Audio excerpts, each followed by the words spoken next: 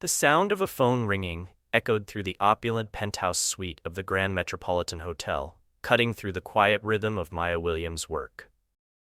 At 28 years old, Maya had been cleaning these luxury rooms for 6 years, her hands moving with practiced precision as she polished the marble countertops and straightened the silk curtains. But this wasn't just any phone call. This was the call that could change everything. "Hello, Miss Williams? This is Dr. Patricia Chen from the Stanford Law School Scholarship Committee." Maya's heart stopped. Her cleaning cloth froze mid-motion as she pressed the phone closer to her ear. "We've completed our review of your application, and we need to see you immediately. Can you come to our offices today?" Maya's hands began to tremble. After 2 years of studying for the LSAT, every single night after her shifts, after sacrificing sleep and social life, after dreaming of following in her late father's footsteps as a civil rights attorney, this moment had finally arrived. Tears welled up in her eyes as the weight of possibility crashed over her. What Maya didn't know was that she wasn't alone in that penthouse suite. Richard Sterling, 55 years old and worth over $3 billion from his tech empire, had just walked through the door. He'd been staying in this same suite for months during his business trips to the city, and something about this young woman's raw emotions stopped him in his tracks. Here was this hotel maid, clearly intelligent and articulate, receiving what sounded like life-changing news. Richard stood there, briefcase in hand, watching as Maya tried to compose herself. Yes, I can be there. What time?" she whispered into the phone. 2 o'clock? I'll be there. Thank you so much." As she hung up, Maya wiped her eyes with the back of her hand and took a shaky breath. You see, Maya Williams wasn't just any hotel maid. She was a single mother raising her 8-year-old daughter Zoe completely on her own. Every morning at 5 a.m., she dropped Zoe at her neighbor's apartment, then rushed to her first job at the hotel. After her 8-hour shift, she'd race across town to her second job at Murphy's Diner, serving coffee and burgers until 9 p.m. Then, and only then, would she crack open her LSAT prep books and study until midnight, her daughter already asleep in their tiny one-bedroom apartment. Maya's father, David Williams, had been a brilliant civil rights lawyer who dedicated his life to defending the wrongfully convicted. He'd grown up in poverty, but earned a full scholarship to law school, eventually opening a small practice that helped people who couldn't afford expensive attorneys. Maya still remembered sitting in his office as a little girl, watching him prepare cases late into the night. "Maya," he'd tell her, "the law isn't just about rules and regulations. It's about justice. And justice means making sure everyone gets a fair chance." David and her mother had died in a car accident when Maya was 22, leaving her with nothing but student debt from her undergraduate degree and a 6-month-old baby. The insurance money barely covered the funeral costs. Maya had to drop out of her master's program and find work immediately. That's how she ended up at the Grand Metropolitan Hotel, cleaning the rooms of people who earned more in a day than she made in a year. But Richard Sterling knew something about that kind of struggle that Maya could never have guessed. Beneath his perfectly tailored suits and expensive watches was a man carrying a heavy burden of guilt. Richard's mother, Rosa Sterling, had worked as a hotel maid for 30 years. Just like Maya, she'd cleaned the rooms of the wealthy and powerful while dreaming of something better for her son. Rosa had worked double shifts, saved every penny, and sacrificed her own health to put Richard through college. She'd believed in education with a fierce passion, telling him again and again that knowledge was the only thing no one could take away from him. When Richard's tech startup finally made it big, Rosa was so proud. But she died just 2 years later from complications related to the physical toll of decades spent on her feet, cleaning and scrubbing. Richard had achieved everything his mother dreamed of, but he'd also done something he wasn't proud of. He'd moved away from his old neighborhood, from the community that raised him. He'd donated money to charities, sure, but he'd never really looked back. He'd never really honored his mother's memory the way she deserved. Until now, watching Maya's emotional phone call, something stirred in him that had been dormant for years. As Maya tried to get back to her cleaning, pretending she wasn't falling apart with hope and anxiety, Richard found himself studying her more closely. There was something about her intelligence, her dignity, the way she carried herself despite her circumstances. She reminded him of his mother, but also of himself at that age, desperate for an opportunity to prove himself. That's when disaster struck. Janet Morrison, the hotel's head of housekeeping, came barging through the door like a storm cloud. "Maya Williams, what do you think you're doing, taking personal phone calls during work hours?" Janet's voice was sharp and cutting, designed to humiliate. She was a woman who'd climbed her way up from the cleaning staff herself, but instead of showing compassion to those still struggling, she ruled with an iron fist. Maya's face went pale. "I'm sorry, Mrs. Morrison. It was an emergency call about my daughter's school." The lie came quickly, born from desperation. "I don't care if it was the president calling. You know the rules. No personal calls during work hours. This is your final warning, Maya. One more infraction and you're gone." Janet's eyes were cold, calculating. She'd been looking for a reason to fire Maya ever since Maya had politely corrected her about the proper way to clean delicate antiques. Janet didn't like being shown up by someone she considered beneath her. "Please, Mrs. Morrison," Maya's voice cracked slightly. "I need this job. I have a daughter to support. I promise it won't happen again." "It better not. And another thing, I need you to cover Jennifer's shift tonight at the downtown location. You'll work until midnight." Janet's smile was cruel. She knew Maya worked at the diner in the evenings, knew this would force her to choose between her jobs. Richard Sterling watched this entire exchange with growing discomfort.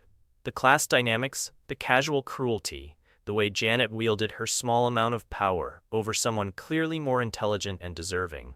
It reminded him of every injustice his mother had faced, every time she'd been treated as less than human simply because of her job. As Janet stormed out, Maya stood there shaking.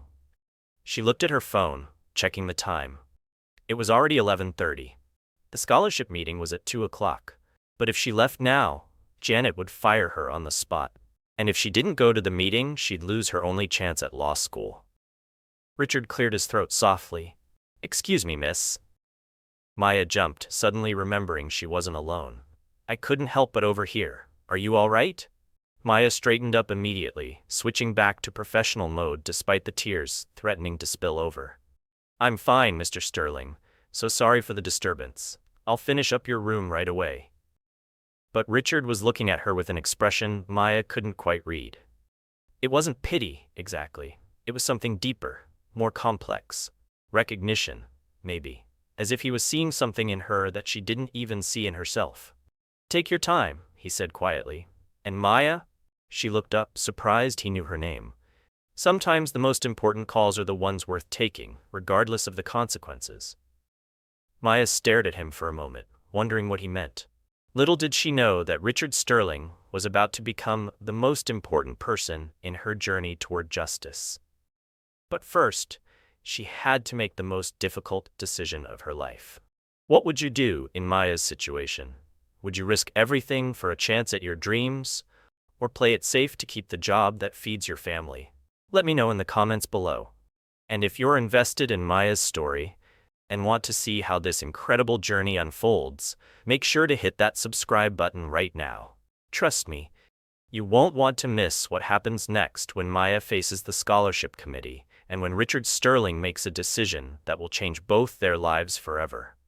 At exactly 1:45 p.m., Maya Williams walked through the imposing glass doors of the Stanford Law School scholarship office. Her hands were still raw from the morning's cleaning chemicals, and she'd changed into her only professional outfit, a navy blue dress she'd bought second-hand 3 years ago for job interviews. Her heart hammered against her chest as she approached the receptionist's desk. "Maya Williams for Dr. Patricia Chen," she said, her voice steadier than she felt. 20 minutes later, Maya stumbled out of that building, feeling like she'd been hit by a truck. The words kept echoing in her mind. Insufficient community impact. Dr. Chen had been polite but firm. "Miss Williams, your test scores are exceptional, truly impressive. Your personal essay was moving, but our scholarship recipients are expected to demonstrate significant community leadership and impact. Working multiple jobs and caring for your daughter, while admirable, doesn't meet our criteria for community engagement. Maya had tried to explain. She'd told them about the Saturday mornings she spent at the community center, tutoring kids whose parents worked multiple jobs just like she did. She'd mentioned the pro bono legal research she did for her father's old colleague, helping families navigate housing disputes. But Dr. Chen had simply shaken her head. "We need documented leadership positions, Miss Williams. Board memberships, nonprofit founding, that sort of thing." As Maya rode the bus back to the hotel, tears streaming down her face, she couldn't help but think about the cruel irony. The scholarship committee wanted community impact from someone who barely had time to sleep. They wanted leadership positions from someone who couldn't afford to volunteer without pay, because every hour not working meant her daughter went without something essential. By the time Maya returned to the Grand Metropolitan, it was almost 4 p.m. She'd missed half her shift, and Janet Morrison was waiting for her like a predator sensing weakness. But Maya barely registered the sharp words and threats. She moved through Richard Sterling's penthouse suite like a ghost, mechanically dusting and organizing while fighting back the tears that threatened to destroy her professional facade. Richard noticed immediately. The vibrant, hopeful woman from this morning had been replaced by someone who looked utterly defeated. He watched her clean around him, her movements slower, her shoulders slumped with the weight of crushed dreams. When she accidentally knocked over a pen from his desk, her hands shook as she picked it up. "Bad news from your call this morning?" Richard asked gently. Maya looked up, startled. For a moment, she forgot to maintain her professional distance. They said I don't have enough community impact for the scholarship." Her voice cracked on the last word. But Maya's devastating day was far from over. When she finally made it home to her tiny apartment at 9 p.m., exhausted from pulling a double shift to make up for her absence, she found her 8-year-old daughter Zoe waiting for her with red, swollen eyes. "Mommy, my tummy hurts really bad again," Zoe whispered, clutching her side. Maya's blood ran cold. For weeks, Zoe had been complaining of stomach pain. The free clinic had said it was probably nothing, but Maya's mother's intuition screamed otherwise. She'd been saving every penny to take Zoe to a real doctor, but the scholarship application fees had eaten into her medical fund. That night, after Zoe finally fell asleep, Maya opened her laptop and researched Zoe's symptoms. Appendicitis. The word jumped out at her from every medical website she visited. If that's what it was, Zoe would need surgery. Surgery that would cost more money than Maya made in 6 months. As if the universe wasn't done testing her, Maya found an envelope slipped under her door. Eviction notice. She was 3 months behind on rent, and the landlord's patience had run out. She had 30 days to pay $4,000 or find a new place to live.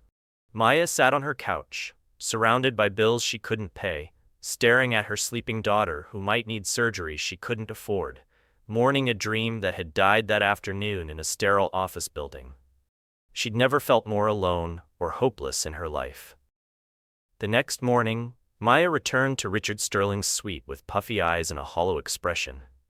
She tried to lose herself in work, scrubbing the marble bathroom tiles with the intensity of someone trying to scrub away their problems. But Richard was watching her again, and this time, something was different about his attention. "Maya," he said suddenly, "I'm curious about something.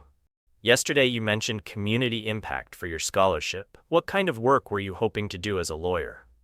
Maya paused in her cleaning, surprised by the question. "Civil rights law, sir. Like my father. I want to help people who can't afford good legal representation." Richard nodded thoughtfully. "That's admirable. Tell me, what do you think about the Morrison versus Sterling Industries case from last year?" Maya's head snapped up.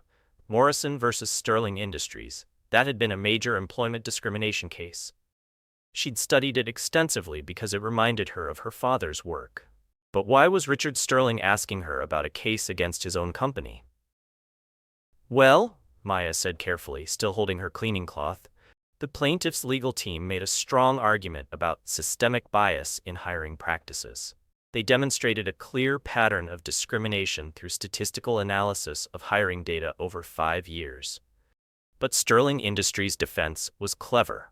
They argued that correlation doesn't imply causation and provided alternative explanations for the hiring disparities. Richard's eyebrows raised. This wasn't the response he'd expected from a hotel maid. "What did you think of the settlement?" he pressed. Maya bit her lip, clearly debating whether to speak freely. Finally, she said, "Honestly, I thought Sterling Industries settled too quickly. If they were truly innocent, they should have fought the case. The quick settlement made them look guilty, even if they weren't. But from a business perspective, a settlement was probably cheaper than years of litigation and bad publicity." Richard stared at her for a long moment.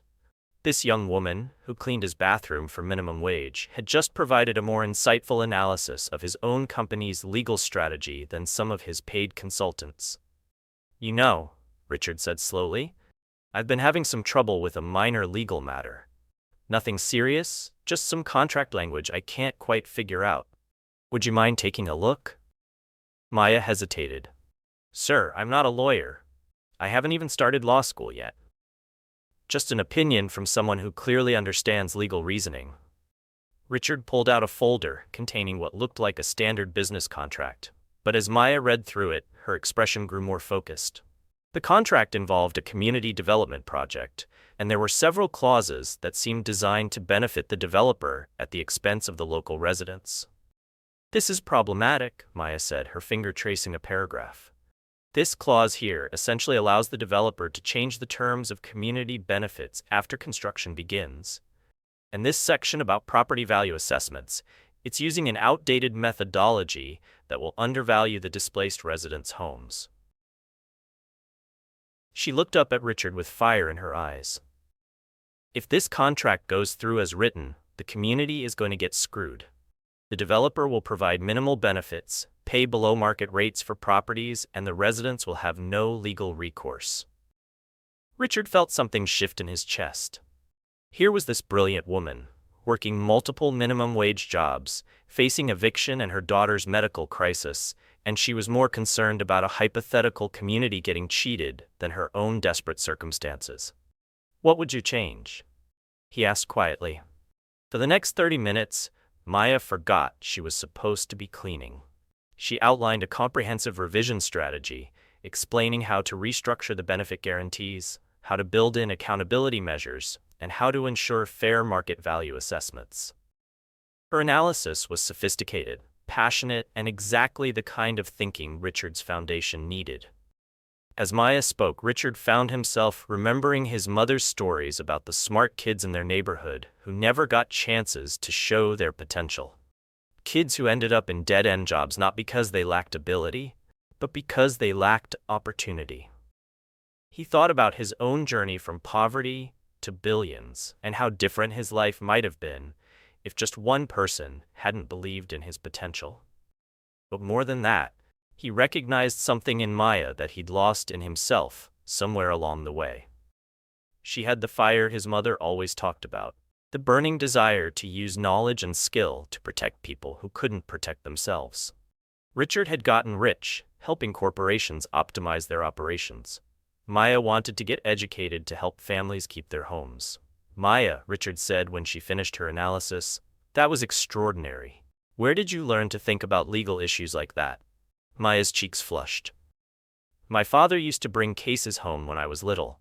He'd talk through his arguments at the dinner table, and I'd ask questions. After he died, I kept reading his law books. I guess some of it stuck." In that moment, Richard Sterling made a decision that would change both their lives. But first, Maya would have to survive another crushing blow that would test everything she believed about fairness and justice. What do you think Richard is planning? Does Maya remind you of anyone you know who deserves a better chance? Share your thoughts in the comments.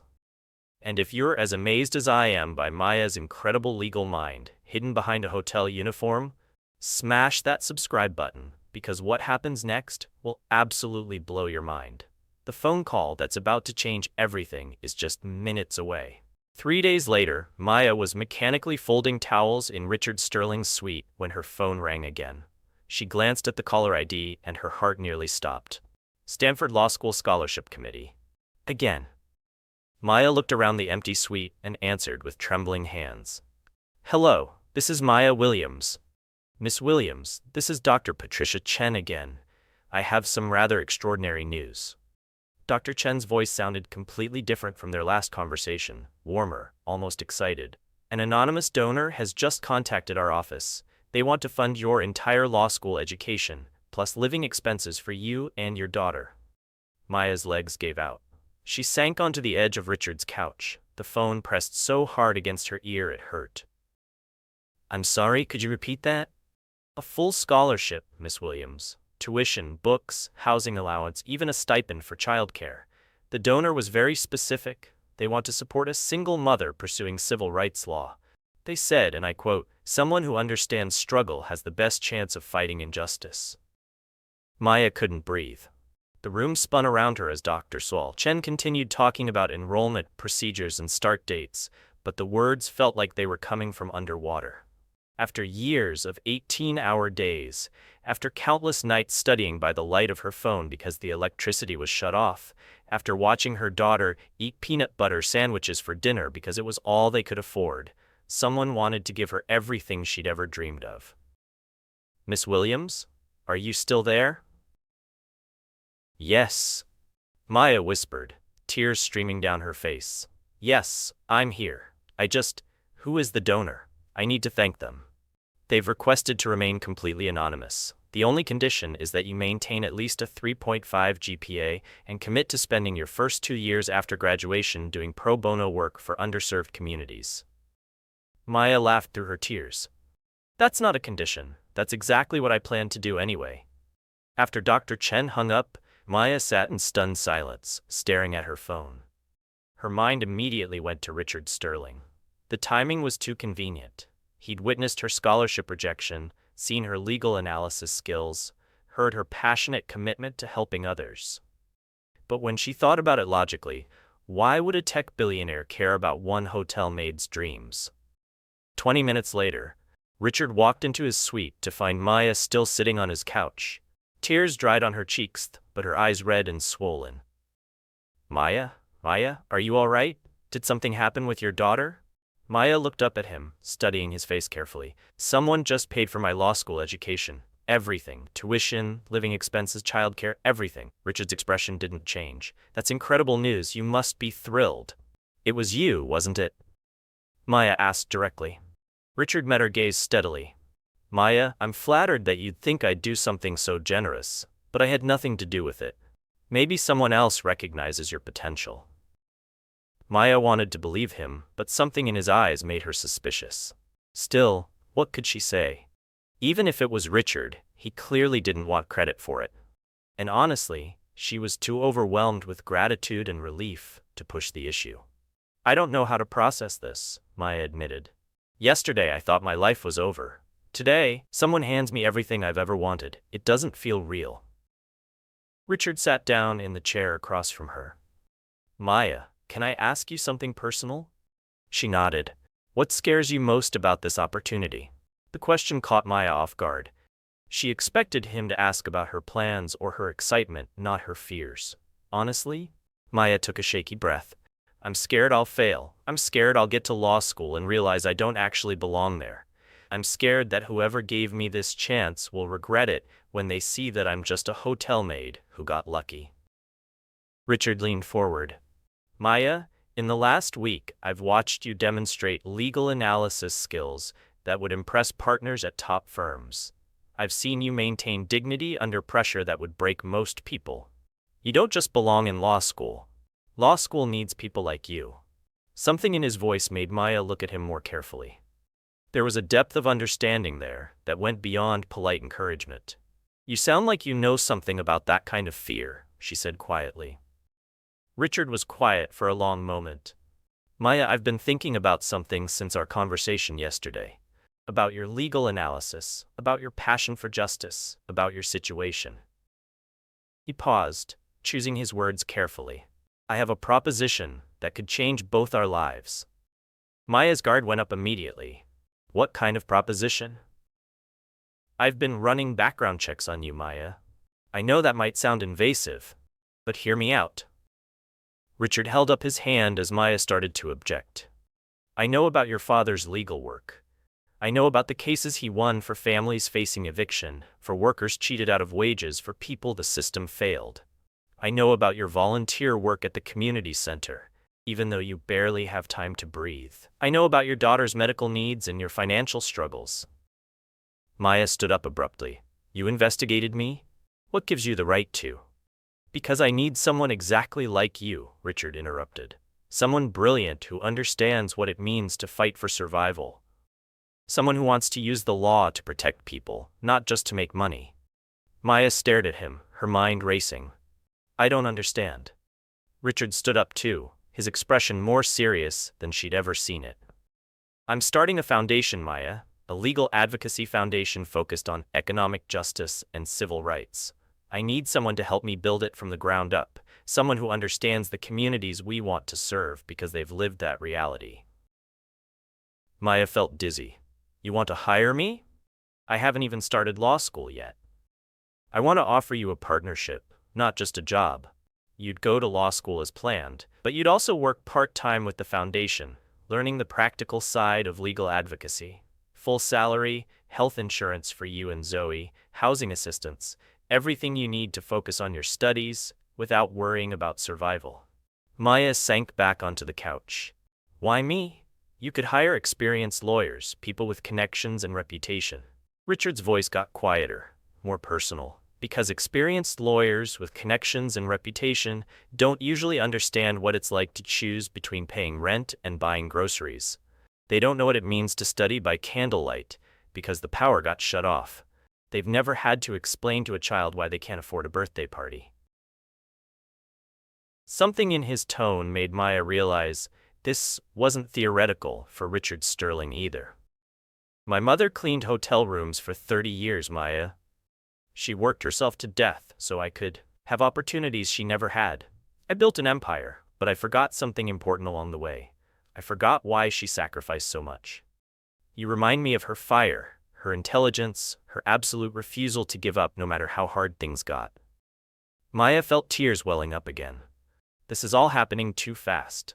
The scholarship, now this offer. Yesterday I was facing eviction, and today people are offering me everything I've ever dreamed of. Richard nodded understandingly. I know it's overwhelming. Take your time to think about it. But Maya, I need you to meet me in the hotel restaurant after your shift tonight. There are some details about the foundation that I can only discuss in private. Details that will help you understand why this partnership is so important. Not just for you, but for thousands of families just like yours. Maya looked at this billionaire who somehow understood her struggles better than most people ever would. Every instinct told her to be suspicious. Rich people didn't just hand out opportunities to hotel maids. There had to be a catch, some hidden agenda she couldn't see. But Maya was also desperate. Zoe's stomach pains were getting worse, the eviction notice deadline was approaching, and she was drowning in circumstances beyond her control.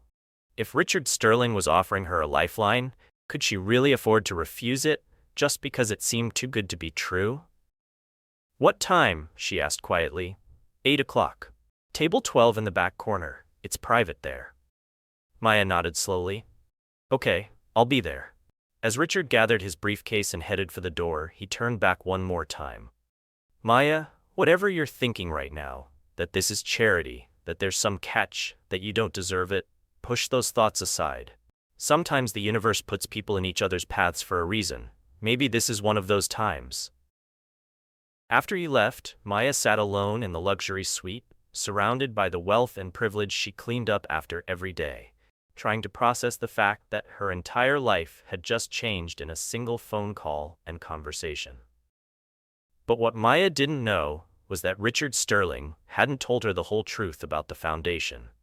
The real reason he needed her, the real purpose behind his investigation, and the real stakes of their partnership were bigger than she could possibly imagine. Do you think Maya should trust Richard, or is this all too good to be true? Have you ever had to make a decision that could change your whole life with incomplete information? Let me know your thoughts.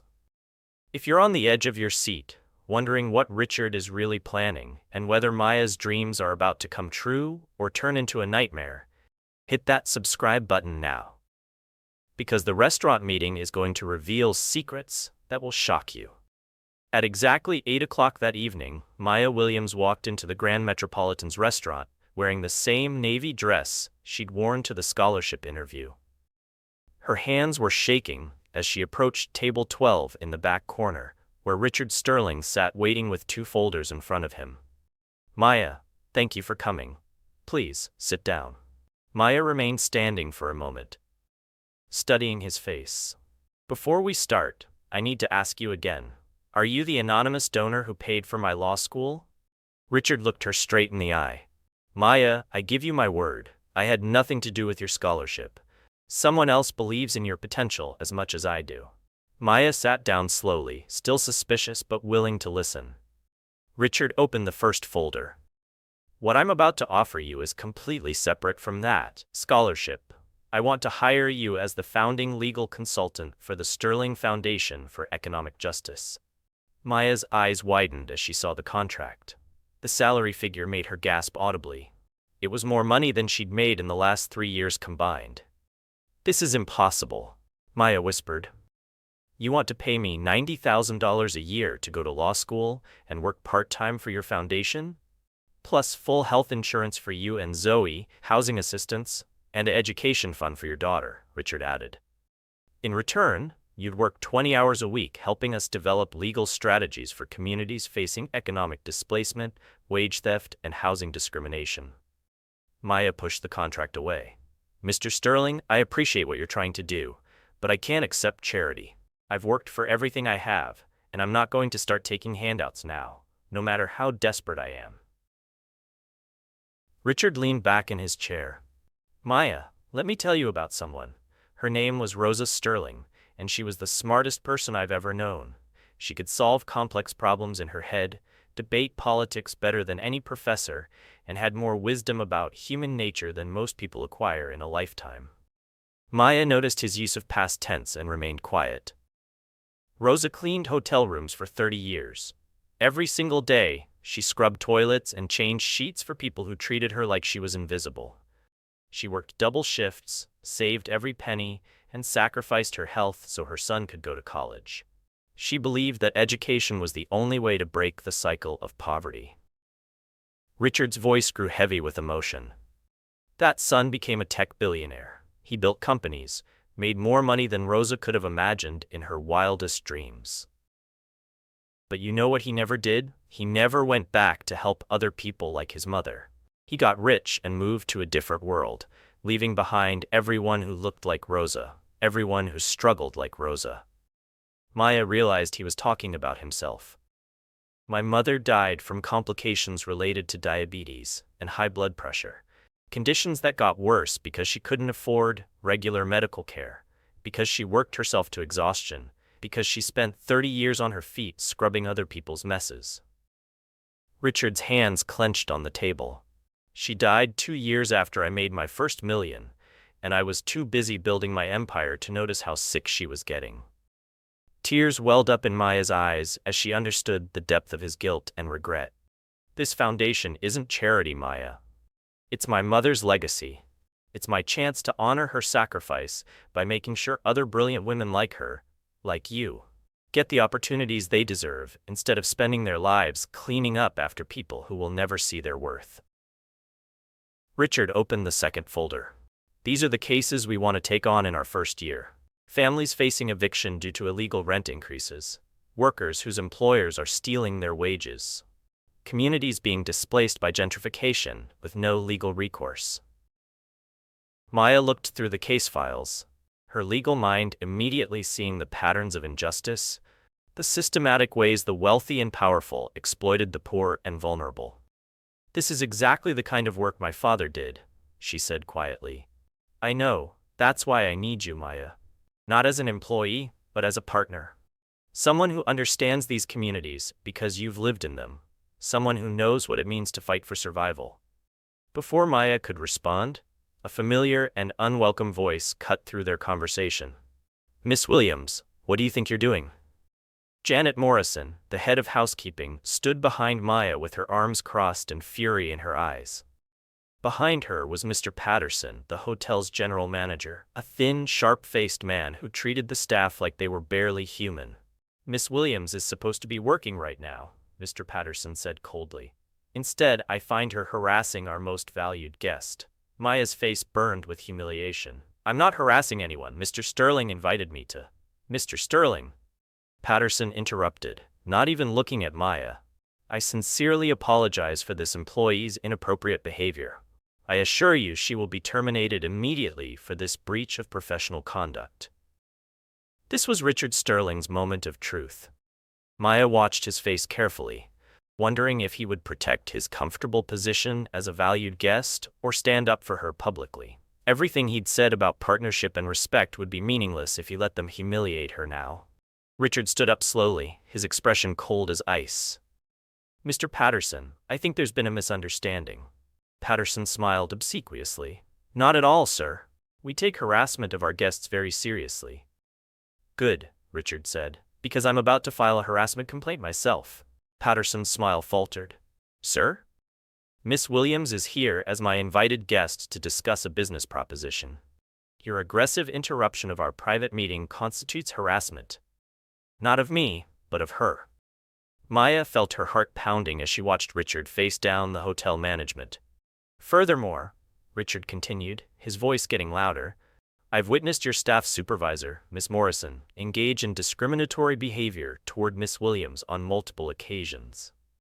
Threatening her job for taking emergency calls about her daughter, forcing her to work excessive hours as punishment, and now publicly humiliating her for accepting a business meeting invitation."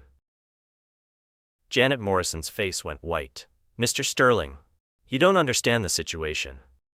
"I understand perfectly." Richard cut her off. "I understand that you're threatened by someone who's clearly more intelligent and capable than you are. I understand that you use your small amount of power to make life miserable for people who can't fight back."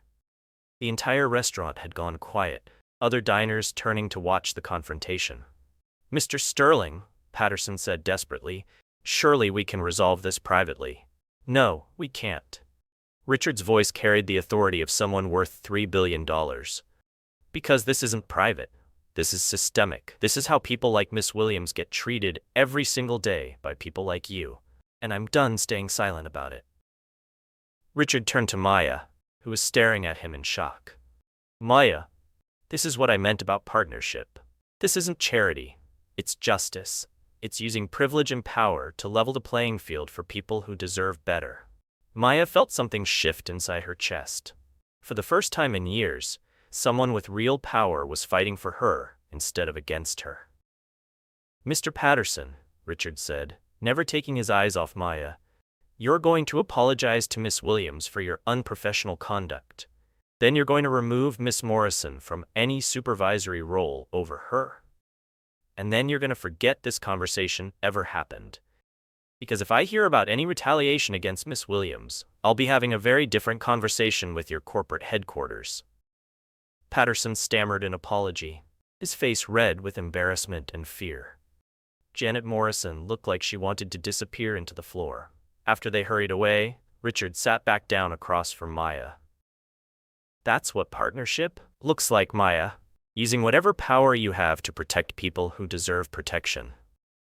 Maya wiped tears from her eyes. "You didn't have to do that. You could have just stayed quiet and kept your comfortable relationship with the hotel."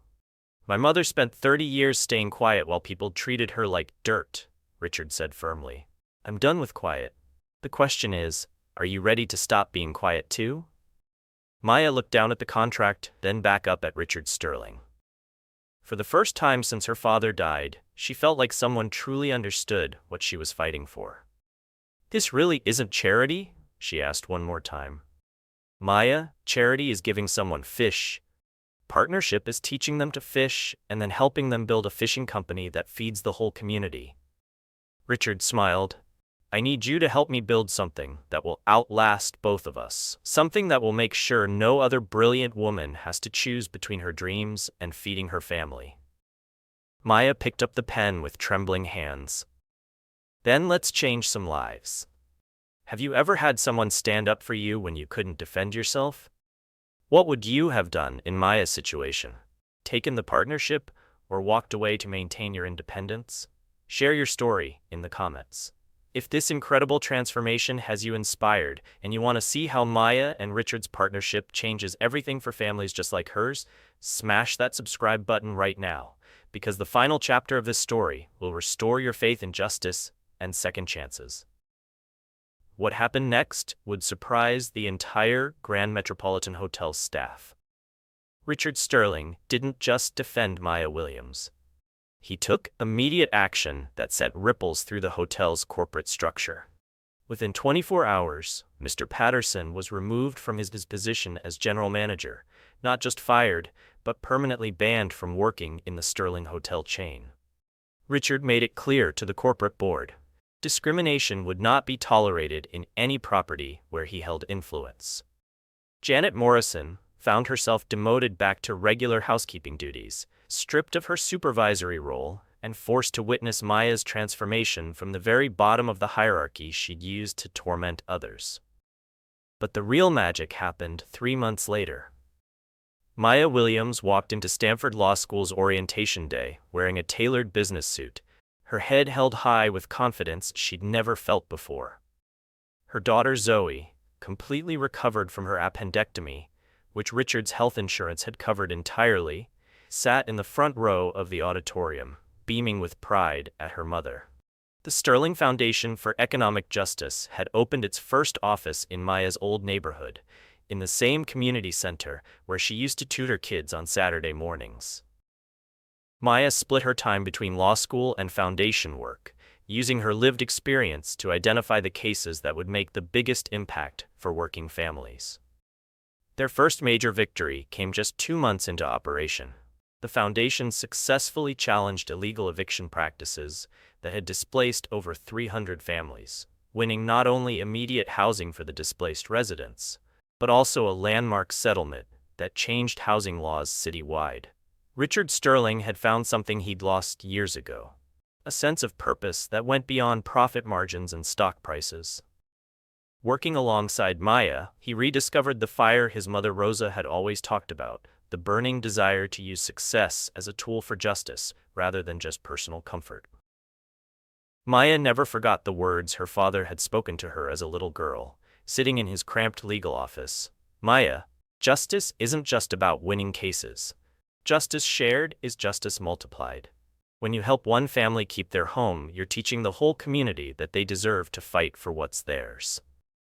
1 year later, Maya Williams stood in that same community center, now wearing the Sterling Foundation polo shirt, interviewing the next scholarship recipient, a young man whose mother cleaned office buildings at night while he studied for the MCAT during the day.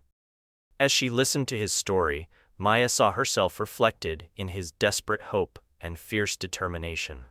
"Marcus," she said gently, "let me tell you about someone who believes that one person's success should lift up the whole community. Someone who understands that privilege isn't just about what you achieve. It's about how many people you bring with you on the journey." As Maya handed Marcus the scholarship paperwork that would change his life forever, she realized that her father's words had taken on new meaning. Justice wasn't just about individual victories. It was about building systems that created opportunities for the next Maya, the next Rosa Sterling, the next brilliant mind trapped in circumstances beyond their control. Richard Sterling, watching from the back of the room, finally understood what his mother had been trying to teach him all those years ago. Success wasn't measured by how high you climbed, but by how many hands you reached back to pull up behind you. The cycle of poverty that had defined Maya's life for 28 years was finally broken. But more importantly, she and Richard had built something that would break that cycle for countless others.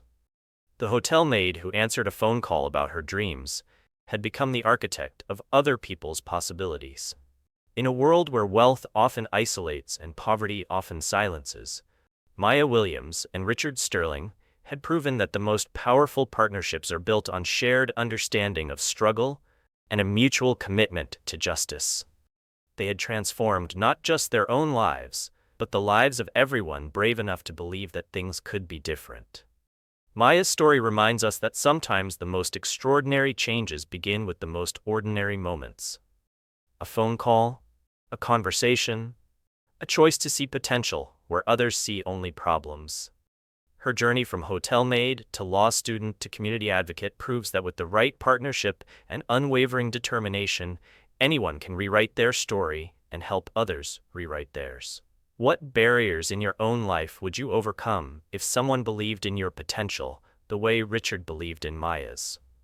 Have you ever had the chance to be someone's Richard Sterling, to use whatever privilege you have to lift someone else up? Welcome to Mirror Stories. If Maya's incredible transformation from struggling single mother to powerful advocate for justice has inspired you to believe in the power of second chances and the importance of lifting others as we climb, hit that subscribe button and share this story with someone who needs to hear it. Because somewhere out there, there's another Maya Williams waiting for someone to see her potential. And that someone might just be you.